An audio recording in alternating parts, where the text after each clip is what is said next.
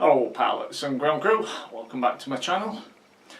Today I want to talk about Retracts landing gear, retractable landing gear for RC model aeroplanes. I would say obviously, but you can use Retracts for other things, but that's beside the point. Well, the thing is, if you own one of these, or one of them, or one of them, or one of them, basically any RC model aeroplane that you can pick up for around about the £200 mark or less, when you get it, the Retracts are probably going to look something along the lines of this. They'll have a little bit of a plastic base, as you can see, and the actual metal arm part which holds the wheel on isn't that great. So what do?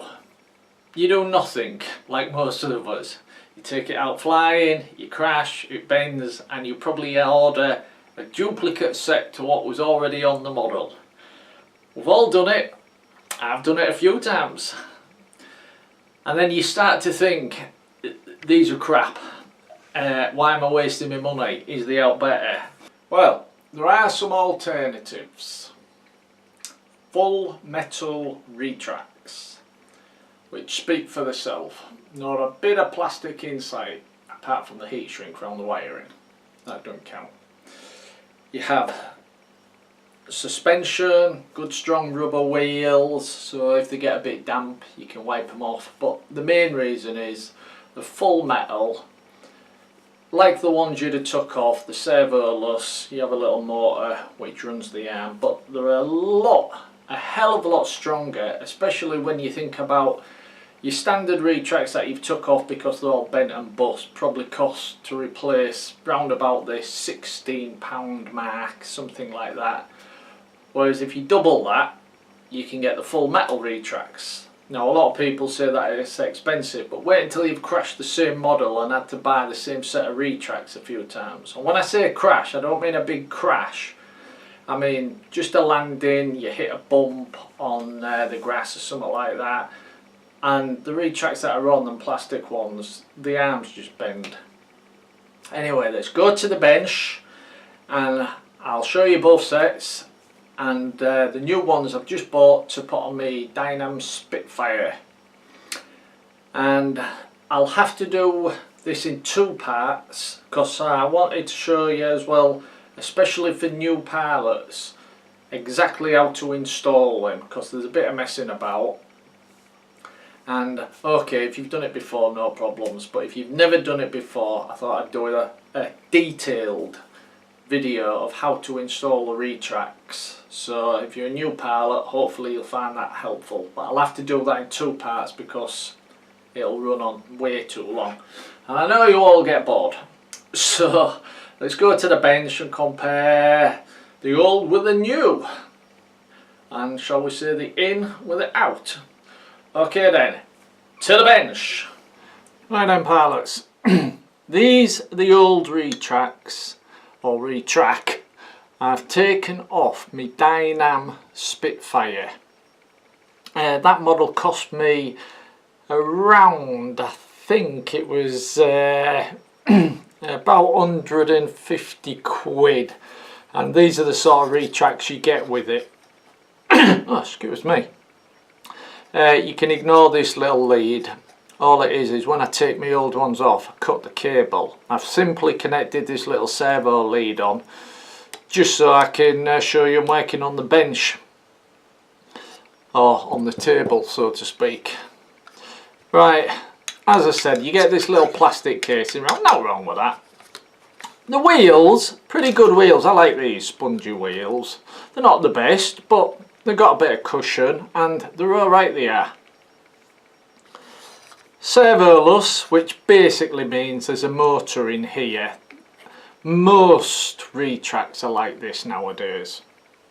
You can still buy the Retracts where you connect your own servo on, but not many people buy them nowadays. Or if they do, I apologise. Now I don't know if you can see in there the actual metal arm which runs from the motor to the wheel. It's very thin. I did measure it with my calipers and I put it on video, and I've deleted that part of the video, so I'm sorry, but if I remember rightly it was just under 3mm, and they bend very easily. You come down and you have a bumpy-ish landing. You don't have to crash, just have a bumpy landing, and they bend. And then you have to take them out. Okay, it's not that difficult. 4 screws, take them out, straighten them if you're lucky. But every time you're straightening them, you're putting strain on the motor. You can disconnect the entire plastic casing and straighten them that way, but it's more and more work. Plus, sooner or later these snap. I know, I've had it happen to me. I've done the stupid thing, right? Not with these ones, with a different model. Basically crashed the bent, bought a brand new set, crashed the bent, and I thought enough's enough. So as I said, alternatives, and here we go. These are the ones I've bought. Sorry, I've got a bit of sore throat here. The Tenergy Servoless, which these are, full metal retracts. And hopefully you can see straight away the difference in the thickness of the arm and the support is night and day. This was just under 3mm if I remember rightly, and that was just over 5mm. You've got a long mounting bracket which mounts to the servo using grommets. You've got also, what I love, you've got your suspension. So if you've got a hard bumpy landing, you got plenty of give. Rubber wheels which also have a bit of give. Now I like the rubber wheels because if the grass happens to be a little bit damp, with the foam wheels it soaks it up. The rubber wheels you just wipe it off dry. There's not a lot I can really tell you. You've seen the suspension. These are full metal, 100% stronger. I'll plug a lipo in to show you them working also, so I can show you the strength test, as I call it. We'll start with the new ones. They are very smooth and slow running. You'll see that in a minute. There you go. This is just a servo tester.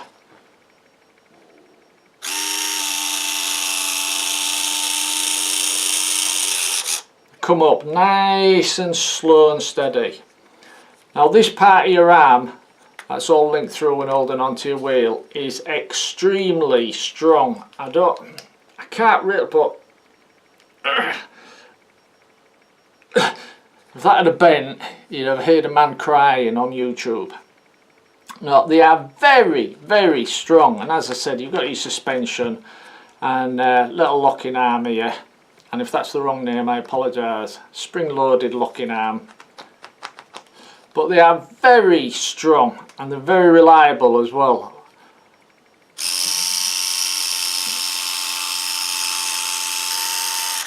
Nice smooth motion. Now if I plug the old ones in, watch me short myself out because I've still got the lipo plugged in.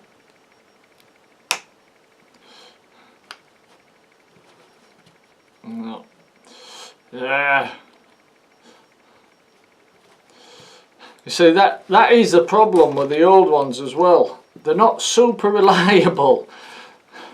Sometimes you'll know, you'll flick your switch on your transmitter and out will happen, and you'll have to do a few flybars until they come down. They're not the most reliable landing gear. There you go.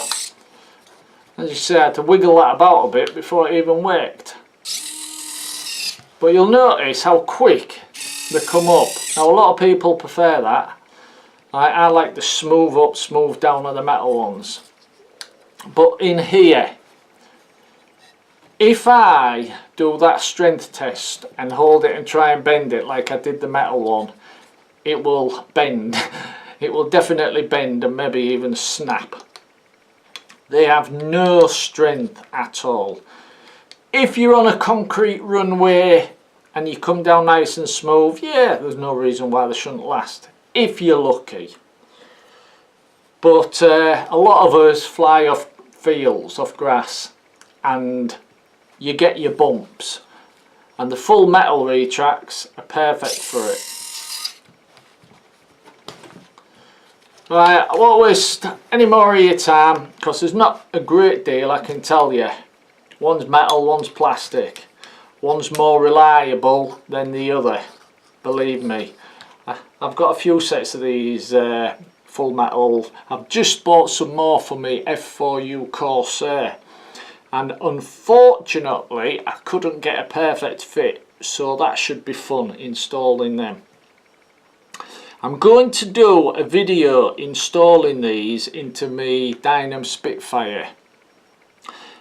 Now I'm having to split it into two parts because I know it'll be a longish, is that a word? A longish video, because I want to put as much detail into it as I possibly can for new pilots who's never installed them ever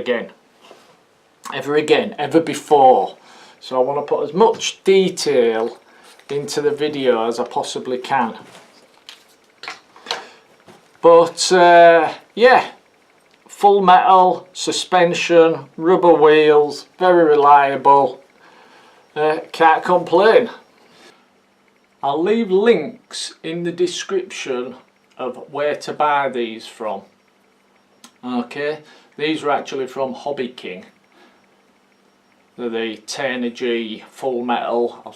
If I remember, I'll pop some up and pop the page up so you can get them yourself. But I'll leave a link in the description and the code number so you can go straight onto a Hobby King website, enter the code number in their search engine, and it should take you straight to these retracts if you're interested. Well, that finished quick, didn't it? I told you I'd lost a bit.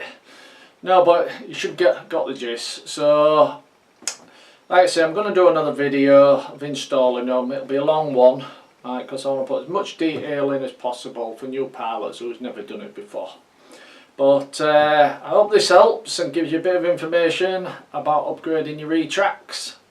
And as I usually say, if it's helped just one person, I'm happy. Okay then, cheers and thanks for watching.